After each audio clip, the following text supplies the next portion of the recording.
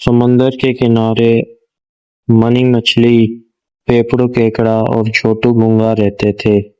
ان تینوں میں گہری دوستی تھی۔ ان کے درمیان اکثر نوک جھونک ہوتی اور ایک دوسرے کی ٹانگ بھی کھینچتے تھے، لیکن کوئی کسی بات کا برا نہیں مانتا تھا۔ گونگا تھا اور چھوٹا سا، لیکن باتیں بڑی بڑی مزے کی کرتا تھا۔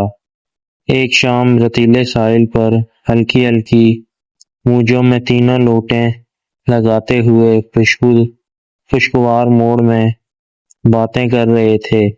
منی مچھلی نے اتراتے ہوئے کہا، دوستو، اللہ نے مجھے کس قدر چمکیلا لباس عطا کیا ہے۔ میں اپنے آپ پر جس قدر بھی ناز کروں کم ہے۔ کاش تمہیں بھی ایسی کوئی نعمت ملی ہوتی۔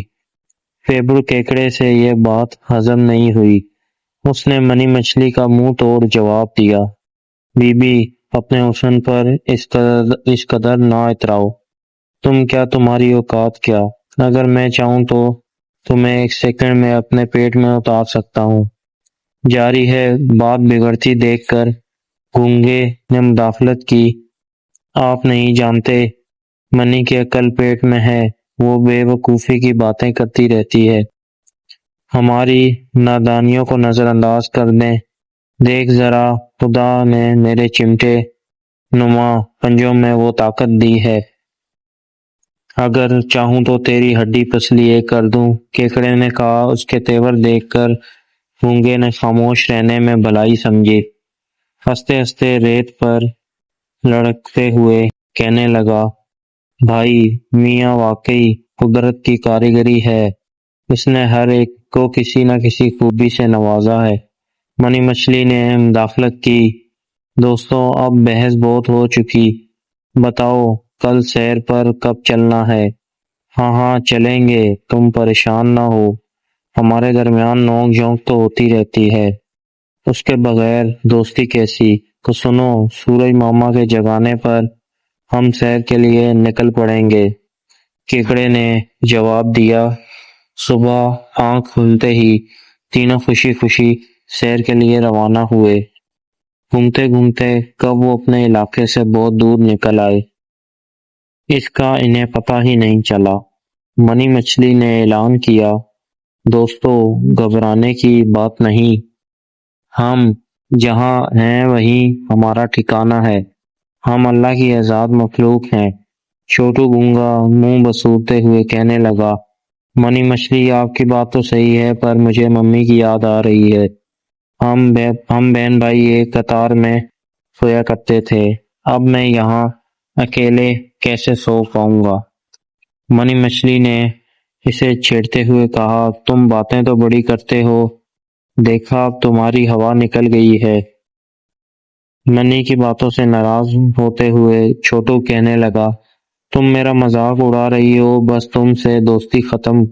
منی مچھلی اسے منانے لگی، بات بات پر روٹھنا اچھی بات نہیں، میرے دوست، ڈرنے کی کیا بات ہے، میں ہوں نا، سب سے بڑھ کر ہمارے بڑے بھائی جناب پیپڑو کیکڑے بھی تو ہیں۔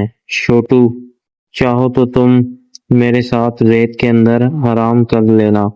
چھوٹو گونگا کچھ دیر سوچتا رہا، اس کے پاس پیپڑو کیکڑے کی بات ماننے کے سوا کوئی چارہ نہیں تھا۔ منی مچھلی اسے سمجھانے لگی، یہ اچھی تجویز ہے، جاؤ چھوٹو کیکڑے کے ساتھ چین کی نیند سو جاؤ۔ یہ کہہ کر منی مچھلی پانی میں چھلانگ لگائی اور غائب ہو گئی۔ کیکڑے میاں خراٹے بھرتے رہے اور چھوٹو نیند کے لیے ترستا رہا۔ اسے گھر کی یاد ستا رہی تھی اور اس قدر تنگ کر رہی تھی۔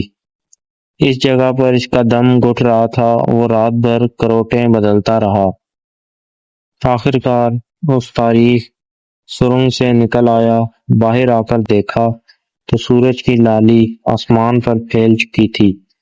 جسے ہی کیکڑے کی آنکھ کھلی، وہ انگڑائی لیتا ہوا باہر آیا، تب تک منی مچھلی بھی وہاں پہنچ گئی تھی۔ دونوں سوالیہ نظروں سے ایک دوسرے کو دیکھنے لگے۔ منی مچھلی نے پوچھا، بھائی کیکڑے، تمہارا دوست چھوٹو کہاں ہے؟ کیکڑے نے کہا، میں بھی ایسے ہی تلاش کر رہا ہوں، وہ کہیں نظر نہیں آ رہا۔ چلو چل کر آگے دیکھتے ہیں۔ دونوں اس کی تلاش میں نکل پڑے۔ سمندر کے کنارے بچے کھیلنے میں مگن تھے۔ چھوٹو گونگا بڑی دلچسپی سے یہ سب کچھ دیکھتا رہا۔ اسے ڈر تھا کہ کہیں کوئی شرارتی بچہ بھاگتے وقت یا کھیلتے وقت اسے کچل نہ دے۔ کچھ دیر بعد وہ وہاں سے نکل پڑا۔ چلتے چلتے وہ ایک سڑک پر آ گیا۔ وہاں اسے ایک چوہیا دوڑتی ہوئی دکھائی دی۔ اچانک چوہیا کی نظر چھوٹے سے گونگے پر پڑتی۔ اسے دیکھ کر وہ تمسخرانہ انداز میں کہنے لگی، گونگے میاں، یہ کیا تم ہر وقت اپنا گھر اپنی پیٹھ پر اٹھائے کیوں گھومتے ہو؟ چھوٹو گونگے نے جواب دیا، اللہ نے ہر جاندار کو حفاظت کا سامان عطا کیا ہے، وہ اپنے اپنے ڈھنگ سے حفاظت کرتے ہیں۔ چوہیا نے کہا، میرا مشورہ مانو، کسی جگہ چھوڑ دو، تب تم میری طرح تیز بھاگ سکو گے۔ دونوں کی باتوں کا سلسلہ جاری تھا کہ بلی کو آتا دیکھ کر گونگے میاں کو شرارت سوجی، بھی چوہیا ذرا ہوشیار رہنا، دیکھو بلی خالہ ادھر تشریف لا رہی ہیں، وہ تمہیں ضرور ہڑپ لیں گی، اگر جان کی سلامتی چاہتی ہو تو یہاں سے بھاگ نکلو۔ یہ کہہ کر گونگا چپکے سے اپنی خول میں سمٹ گیا۔ ادھر چوہیا نے وہاں سے دوڑ لگا دی۔ چھوٹو گونگے نے چوہیا کی بزدلی پر مسکراتے ہوئے سمندر کا رخ کیا۔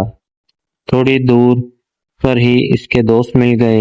دونوں اس پر برسنے لگے اور چھوٹو گونگا مرچ مسالہ لگا کر چوہیا کی بزدلی کا قصہ سنا کر سامان عطا کیا ہے، وہ اپنے اپنے ڈھنگ سے اپنی حفاظت کرتے ہیں۔